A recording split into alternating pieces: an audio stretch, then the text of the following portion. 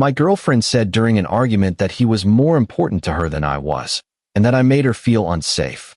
It hurt me, but I said nothing and quietly walked out of her life.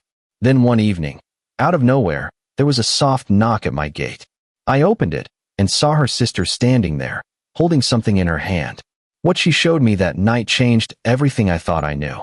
I'm Daniel, 31, and I run a small but successful carpentry business in Portland. Nothing fancy, custom furniture, home renovations, that sort of thing. I've been doing it for about 6 years now, ever since I left my corporate job in sales. Couldn't stand the office politics, the fake smiles, the endless meetings about meetings. Working with my hands, creating something real, that's what keeps me sane. I've always been the kind of guy who keeps his head down, works hard, and believes in honesty. Maybe that's why what happened hit me so hard. I'd been with Lauren for almost 3 years. We met at a mutual friend's barbecue back in the summer of 2021, and I fell for her fast. She was energetic, spontaneous, always planning the next adventure, everything I wasn't. We balanced each other out, or so I thought. She worked in marketing, loved her job, loved the creative chaos of it all. I admired that about her. We talked about moving in together, even looked at a few places in the Alberta Arts District. I was ready to build a life with her.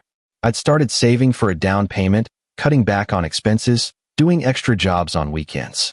I wanted us to have something solid, something real. But there was always this guy. His name was Troy. They worked together at some marketing firm downtown, and she talked about him constantly. Troy said this. Troy thinks that. Troy came up with the best campaign idea today. At first, I didn't mind. I told myself I wasn't the jealous type.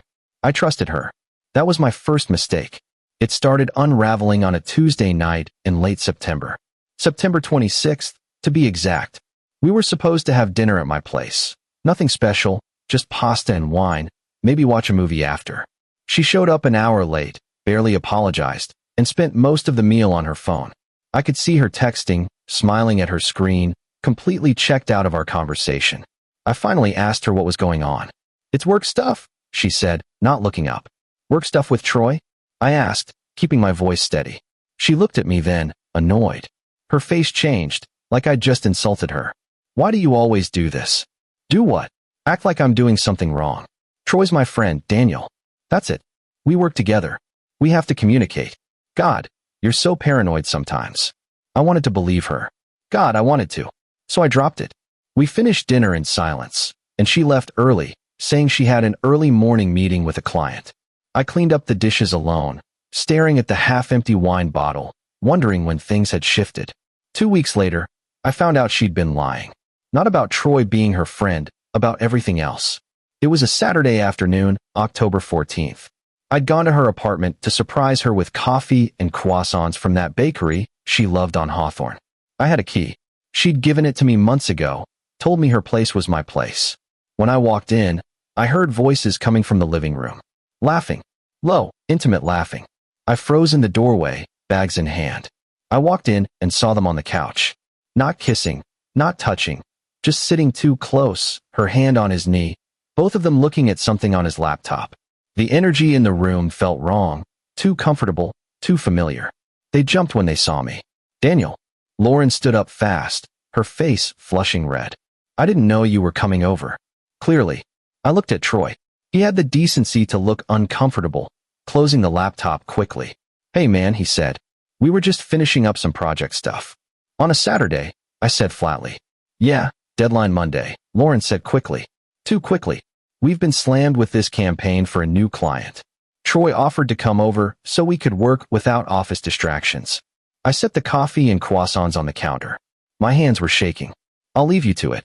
Daniel, don't be like that. But I was already walking out. I heard her call my name, but I didn't turn around. I got in my truck and drove home, gripping the steering wheel so hard my knuckles went white. Update 1. She called me that night. I didn't answer. She texted, "Can we please talk? You're overreacting. Nothing happened. You're being ridiculous." Overreacting. That word burned. I stared at my phone for an hour before I finally called her back the next morning. What's going on, Lauren? And don't lie to me. She sighed, that frustrated sigh I'd heard 100 times. Nothing's going on. Troy and I are friends. We work together. You're being paranoid, and honestly, it's exhausting. Then why does it feel like I'm the third wheel in my own relationship?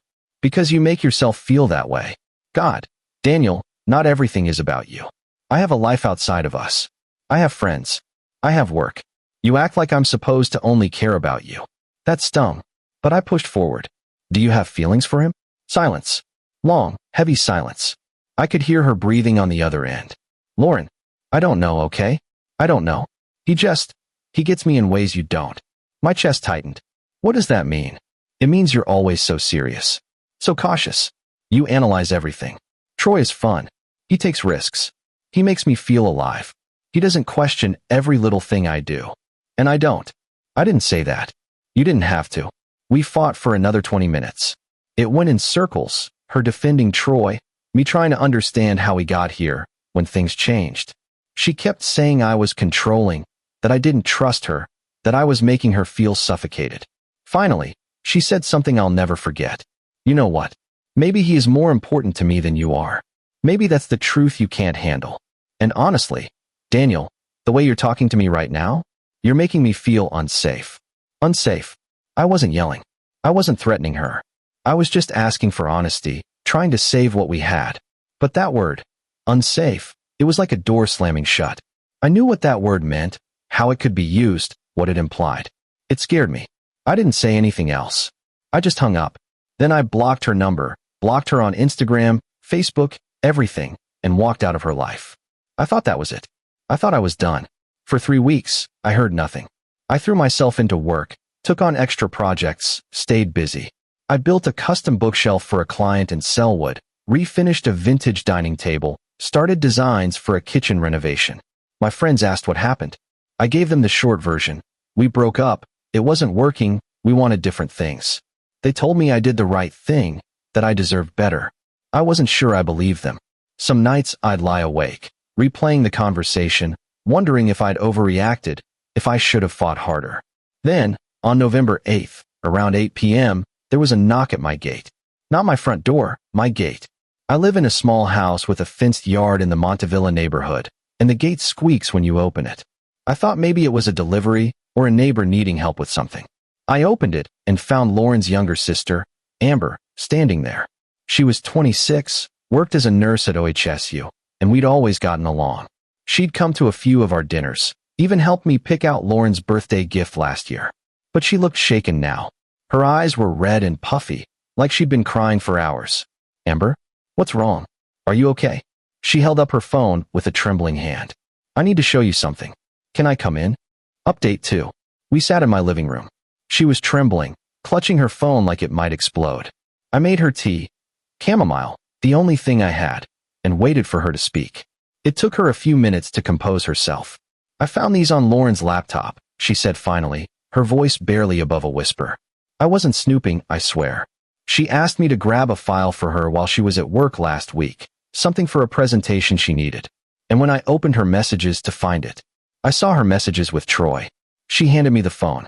It was a screenshot of a text conversation. My stomach dropped as I started reading. Troy, when are you going to tell him?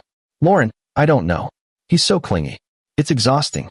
Every time I try to have space, he makes it this big thing. Troy, you said you'd break up with him weeks ago. What are you waiting for?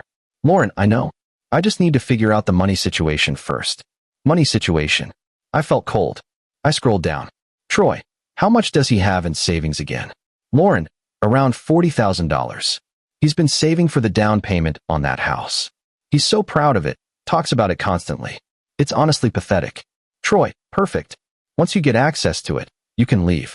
We'll go to Cabo like we planned. My buddy has that condo we can use. My hands went cold. My vision blurred. I kept scrolling, each message worse than the last. Lauren, I hate lying to him. But he's so boring. So predictable. I can't do this anymore. He wants to stay in Portland forever, build furniture, live this small life. That's not what I want. Troy, just stick to the plan. Get the money, then we're out. You deserve better than some carpenter who can't even afford a real vacation. Lauren, I know. God, I know. Thank you for being patient with me. I looked up at Amber. She was crying again, fresh tears streaming down her face. There's more, she whispered. She's been telling people you're controlling, that you've been emotionally abusive, that you won't leave her alone even after she broke up with you. She's building a case, so if you fight back, no one will believe you. I heard her on the phone with Troy 3 days ago. They're planning something. I felt sick. Physically sick. Planning what? I don't know exactly. But she mentioned a restraining order. She said it would scare you into compliance. Those were her exact words. Why are you telling me this? I asked, my voice hoarse. Because you're a good person, Daniel. You were always good to her, to our whole family. And my sister. She wiped her eyes, mascara smearing. My sister has turned into someone I don't recognize. This isn't who she was. Or maybe it is, and I just never saw it. She's planning to file a fake restraining order to scare you into giving her money. She told Troy that last night. I was in the next room. I heard everything. I sat back, trying to process. My entire world was tilting. A restraining order? For what? She's going to say you've been stalking her, threatening her, showing up at her apartment. She knows how it sounds. Big guy, quiet type, won't leave her alone. She's counting on people believing her. She even practiced crying on the phone with Troy. I heard her rehearsing what she'd say to the police. My heart was pounding. I haven't contacted her once since we broke up. Not once. I blocked her on everything. I know. That's why I'm here. You need to protect yourself. She's dangerous, Daniel. And she's desperate. Update 3. The next morning, I went to a lawyer. His name was Greg, an old college buddy who owed me a favor. I'd helped him build a deck at his house 2 summers ago, refused payment, just told him to remember it if I ever needed legal help. Now I needed it. I showed him the screenshots Amber had sent me. She'd forwarded them all to my email before she left that night. This is premeditation, he said, jaw tight, face grim. She's committing fraud. Possibly extortion if she tries to blackmail you. This is serious, Daniel. Really serious. What do I do? Document everything. Every single thing. Don't contact her under any circumstances. Don't respond to texts, calls, nothing. If she files a restraining order, we'll fight it with this evidence. And if she tries to access your accounts, we'll have her arrested. How much access does she have to your finances? She knows my bank. We talked about joint accounts once, but we never set them up. Good. Move your money. Today, open a new account at a different bank. Don't tell anyone where. Change your locks if she has a key. Install cameras if you don't have them already. That afternoon, I moved my savings into a separate account at a credit union across town. I changed my locks, installed Ring cameras around my property, front door, back door, gate, driveway, and kept a detailed log of everywhere I went, every person I talked to, just in case I needed an alibi. I felt paranoid, but Greg said it was necessary. 2 days later, Lauren texted me from a number I didn't recognize. We need to talk. I made a mistake. I miss you. Can we please just talk? I know I hurt you. I didn't respond. I screenshot it, sent it to Greg, and blocked the number. An hour later, another text from a different number. I know you're angry, but I'm scared. Troy isn't who I thought he was. He's been using me. Please, Daniel. I need help. I need you. I still didn't respond. Then she called from yet another number. I didn't answer. She left a voicemail. Against my better judgment, I listened to it. Daniel, please. I messed up. I messed up so bad. Troy, he's been manipulating me. He convinced me to say those things about you, to plan all that stuff. I didn't mean any of it. I need money to get away from him. Just $5,000. I'll pay you back, I promise. I'm begging you. Please. I have nowhere else to turn. You're the only person who ever really cared about me. Her voice was shaking, crying, desperate. For a second, just a second, I almost believed her. Almost. Then I remembered the texts, the words she'd written when she thought no one was watching. I deleted the voicemail. I sent it to Greg first, then deleted it. The next day, she showed up at my house. I was in my workshop out back when I got the notification on my phone.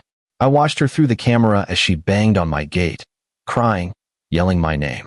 She looked genuinely distraught, makeup running, hair a mess. Daniel, please. I know you're home. Your truck is here.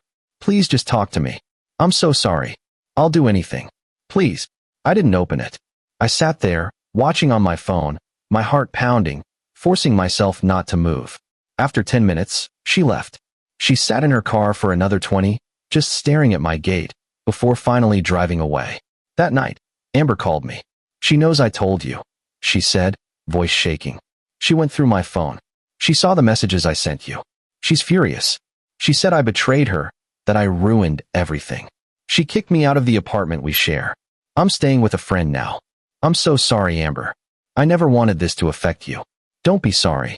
I'm glad I told you. But Daniel, be careful. She's desperate.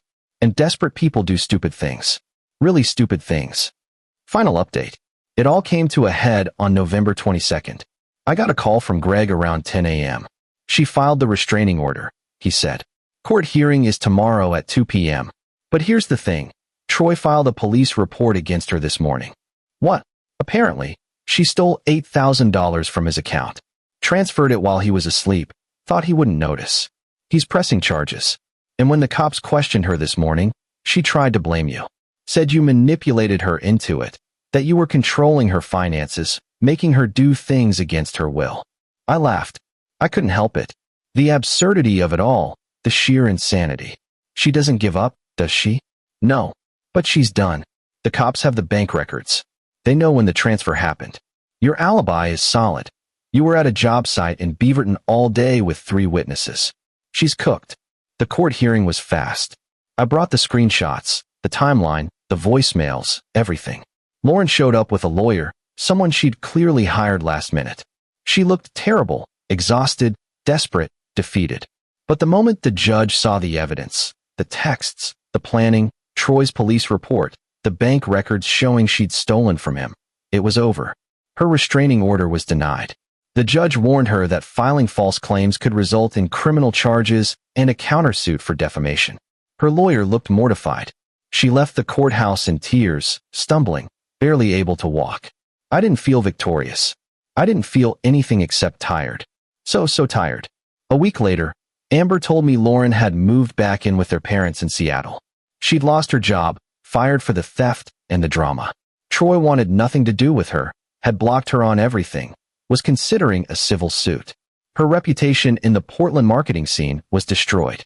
Word travels fast in small professional circles. As for me, I sold 2 custom dining tables that week, got a new commission for a home office build in Laurelhurst, and started going to the gym again. I even went on a date, nothing serious, just coffee with a woman I met at a hardware store. It felt good to be myself again. Some nights I still think about Lauren, not with anger, but with something close to pity. She wanted excitement, money, a life that looked good from the outside. She wanted shortcuts, easy paths, other people's savings. Instead, she got nothing. Lost everything. Amber and I still talk sometimes. She's doing better, found her own apartment, cut Lauren out of her life completely. We grabbed coffee last week, and she thanked me again for not shutting her out, for not blaming her. I don't know if I believe in karma. But I do know this. You can't build a life on lies. Eventually, it all comes down. Eventually, the truth catches up. Edit 1. A few people asked if I ever heard from Lauren again. She tried to friend me on social media about 3 months later under a fake name, Sarah Mitchell, with a profile picture of a sunset. I recognized her email and the URL. Blocked immediately. Edit 2. Troy apparently moved to California. San Diego, I think. Good riddance to both of them. Edit 3. I'm doing fine now. Better than fine, actually. My business is thriving. I'm working on a custom entertainment center for a client's home theater. Sometimes walking away is the only way to save yourself. Sometimes the best revenge is just living well.